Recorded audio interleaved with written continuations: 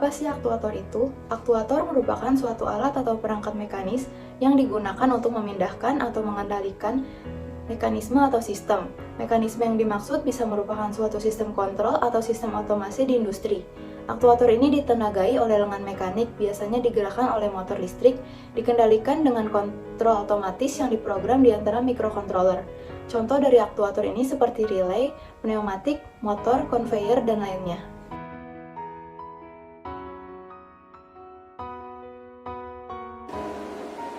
Nah, selanjutnya jenis-jenis aktuator. Pada umumnya, aktuator memiliki beberapa jenis yang sering kita temui dalam industri maupun kehidupan sehari-hari, yaitu yang pertama aktuator diafragma dan pegas. Aktuator ini merupakan salah satu jenis aktuator yang memiliki peran sebagai direct acting yang berfungsi sebagai pendorong batang aktuator ke arah bawah dengan udara dari wadah diafragma. Proses ini menghasilkan kompresi udara yang terjadi ketika pasokan tenaga berkurang yang akan mendorong batang penggerak kembali ke awal. Yang kedua, aktuator diafragma dan pegas bertekanan tinggi. Aktuator ini memiliki penggunaan pegas yang berbeda dengan aktuator diafragma dan pegas biasa. Setelah memeriksa katup atau setelah daya dilepaskan, maka pegas dilepaskan dan juga katup digerakkan. Aktuator ini membutuhkan pasokan yang bertekanan tinggi sebesar 2,8 bar atau lebih. Yang ketiga, aktuator piston pneumatik adalah suatu aktuator yang dapat bekerja dengan cara mengubah energi yang diperoleh dari kompresi udara menjadi gerakan dinamis. Aktuator ini dapat membantu menghasilkan tenaga motif dari udara karena adanya piston di dalamnya, sehingga dapat menjaga udara tetap tinggi yang berguna untuk memindahkan batang katup. Yang keempat, aktuator motor listrik. Aktuator ini merupakan aktuator yang menggunakan motor listrik menjadi torsi mekanis. Aktuator ini membutuhkan listrik sebagai sumber utamanya untuk dapat memindahkan barang. Yang kelima, aktuator elektro dan hidrolik. Aktuator elektro dan hidrolik adalah suatu aktuator yang menggunakan prinsip hukum Pascal yang berisi kenaikan tekanan pada bagian tertentu dari pembahasan fluida yang menyebabkan peningkatan tekanan yang sama dalam suatu wadah. Aktuator ini memiliki kekakuan tinggi dan daya output serta pelambatan bagus dan belayan cepat.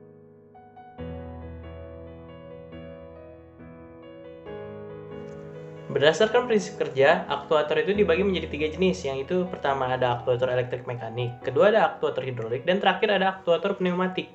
Di sini aktuator elektrik mekanik memiliki prinsip kerja di mana dia itu mengubah sinyal elektrik menjadi gerakan mekanik.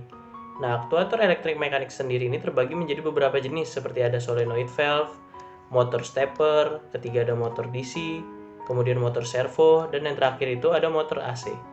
Nah, kemudian kedua ada aktuator hidrolik, di mana aktuator hidrolik ini memiliki prinsip kerja di mana dia memanfaatkan aliran fluida atau oli bertekanan menjadi suatu gerakan mekanik. Prinsip kerja dari aktuator hidrolik ini sama seperti pada aktuator sistem pneumatik, namun terdapat perbedaannya, yaitu di mana aktuator sistem hidrolik memiliki input dalam bentuk sistem hidrolik dan memiliki efisiensi hampir 100%, namun dia tidak mengabaikan gesekan dari fluida tersebut. Dan bobotnya yang dimilikinya lebih ringan dibandingkan dengan aktuator pneumatik, serta pemasangan aktuator hidrolik ini lebih mudah dibandingkan aktuator pneumatik. Dan yang terakhir ada aktuator pneumatik, di mana aktuator pneumatik ini memiliki prinsip kerja dia memanfaatkan udara, di mana waktu udara bertekanan tersebut akan diubah menjadi gerakan mekanik. Nah, dengan memberikan udara bertekanan pada sisi permukaan piston sesuai dengan gerak pistonnya, maka aktuator pneumatik ini akan berjalan atau bekerja. Nah, aktuator pneumatik sendiri ini terbagi menjadi beberapa jenis, mulai ada silinder kerja tunggal, silinder kerja ganda, dan yang terakhir ada aktuator pada pneumatic valve.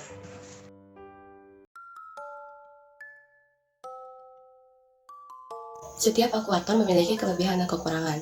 Kelebihan dan kekurangan yang pertama yaitu pada akuator pneumatik. Kelebihan dari akuator pneumatik adalah konstruksinya yang sederhana, kapasitas tinggi, dan torsi yang rendah, dan dapat dioperasikan pada suhu tinggi, kekakuan tinggi, dan embit yang sangat cepat. Itu adalah akuator hidrolik. Keuntungan dari akuator ini memiliki kekuatan tinggi dan daya output, perlambatan bagus, dan dioperasikan pada keadaan yang terputus-putus, kebocoran rendah, fleksibel dalam desain. Sedangkan kekurangannya adalah perawatan yang cukup rumit, diperlukan aksesoris tambahan untuk sistem keselamatan jika ada komponen yang rusak, dan biaya sistem yang lebih mahal. Yang ketiga adalah akuator pada sistem valves.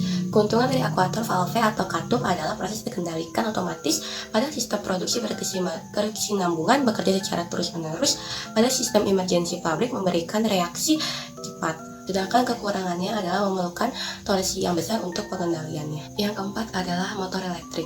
Keuntungan dari aktuator ini adalah stabilitas tinggi dan daya dorong konstan. Daya dorong yang dihasilkan oleh aktuator maksimum dapat mencapai 225.000 kgf. Kemampuan anti-deviasi aktuator listrik sangat baik dan daya dorong atau torsi keluar pada dasarnya konstan. Kekurangannya adalah lebih kompleks, lebih rentan terhadap kegagalan, dan karena kerumitan persyaratan teknis untuk personal pemeliharaan relatif lebih mahal. Yang kelima adalah motor stepper. Keuntungan dari motor stepper sendiri adalah sudut rotasi motor sebanding dengan pulsa input. Motor memiliki torsi penuh di saat diam jika belitan diberi energi, posisi yang tepat dan pengulangan gerakan karena motor stepper yang baik memiliki akurasi 3-5% dari langkah, dan kesalahan ini tidak kumulatif dari satu langkah ke langkah berikutnya. Respon yang sangat baik untuk memulai atau menghentikan atau membalikan, sedangkan kekurangannya adalah resonansi dapat terjadi jika tidak terkontrol dengan baik. Tidak mudah dioperasikan pada kecepatan yang sangat tinggi. Yang keenam adalah servo motor. Keuntungan dari servo motor adalah tidak bergetar dan tidak beresonansi saat beroperasi. Daya yang dihasilkan arus listrik sebanding dengan ukuran dan berat motor. Penggunaan arus listrik disebanding dengan beban yang diberikan. Sedangkan kekurangannya sendiri adalah memerlukan pengaturan yang tepat untuk umpan balik. Motor menjadi tidak terkendali jika encoder tidak memberikan umpan balik. Beban berlebihan yang lama dapat merusak motor.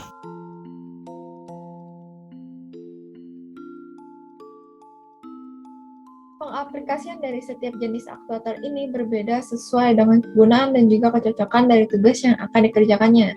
Nah, tujuan dari pemilihan jenis aktuator yang sesuai adalah agar dapat menghasilkan hasil yang maksimal dan juga efisien.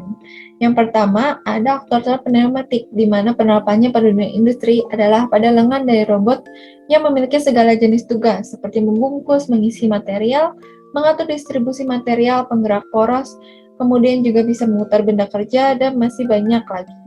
Yang kedua adalah aktuator hidrolik, di mana digunakan pada turbin gear yang digunakan pada turbin uap di PLTU. Kemudian juga bisa digunakan pada sistem transmisi mobil matic dan juga lengan eksavator. Selanjutnya adalah aplikasi aktuator motor elektrik pada dunia industri, yaitu pada motor DC solenoid, kemudian juga motor sinkron, motor servo, dan juga motor induksi. Kemudian pada aktuator motor stepper digunakan pada mesin fotokopi, printer, scanner medis, motor fotografi digital gigi, pompa cairan, dan juga respirator. Dan yang terakhir adalah servo motor digunakan pada mesin tools, yaitu CNC dan mesin cutting, lalu digunakan untuk material handling, printing, dan juga sistem dari packaging.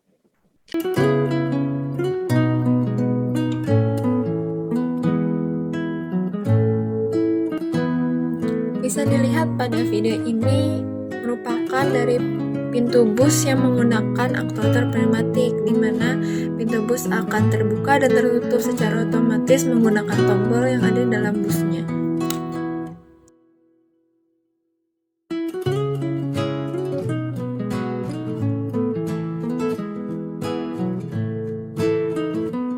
Nah, video selanjutnya ini adalah dimana kalau kita pergi ke tempat cucian mobil ataupun ke bengkel, di sana kita pasti melihat mobil akan diangkat ke atas untuk kemudian dicuci ataupun diperbaiki bagian bawahnya. Nah, elemen yang dapat menggerakkannya itu disebut dengan aktuator hidrolik.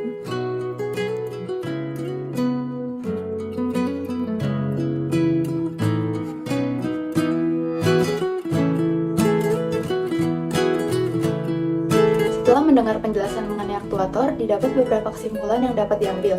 Yang pertama, aktuator merupakan suatu alat atau perangkat mekanis yang digunakan untuk memindahkan atau mengendalikan mekanisme atau sistem. Aktuator ini ditenagai oleh lengan mekanik yang biasanya digerakkan oleh motor listrik dan dikendalikan dengan kontrol otomatis yang diprogram di antara microcontroller. Yang kedua, terdapat beberapa jenis aktuator, yaitu aktuator diafragma dan pegas, aktuator diafragma dan pegas bertekanan tinggi, aktuator piston pneumatik, aktuator motor listrik, dan aktuator elektrohidrolik. Yang ketiga, prinsip kerja dari berbagai aktuator yaitu aktuator elektrik mekanik, memiliki prinsip kerja untuk mengubah sinyal elektrik menjadi gerakan mekanik. Yang kedua, aktuator pneumatik, memiliki prinsip kerja memanfaatkan udara bertekanan menjadi gerakan mekanik. Dan untuk aktuator hidrolik sama seperti pada sistem pneumatik, namun pada aktuator hidrolik berupa inputannya dalam bentuk sistem hidrolik. Yang keempat, penerapan aktuator dalam industri berbeda-beda sesuai dengan kegunaan dan kecocokan dari tugas yang akan dikerjakan dan dibutuhkannya agar dapat menghasilkan hasil yang maksimal. Terdapat beberapa pengaplikasian aktuator dalam industri, yaitu aktuator pneumatik, aktuator hidrolik, aktuator pada sistem valve, motor elektrik, motor stepper, dan juga servomotor. Dan yang kelima, jenis-jenis aktuator mempunyai kelebihan dan kekurangannya masing-masing. Oleh karena itu, penggunaan aktuator harus mempertimbangkan kelebihan dan kekurangan dari aktuator tersebut, agar pengaplikasiannya aktuator sesuai dengan kemampuan setiap aktuator dan menghasilkan hasil yang efisien.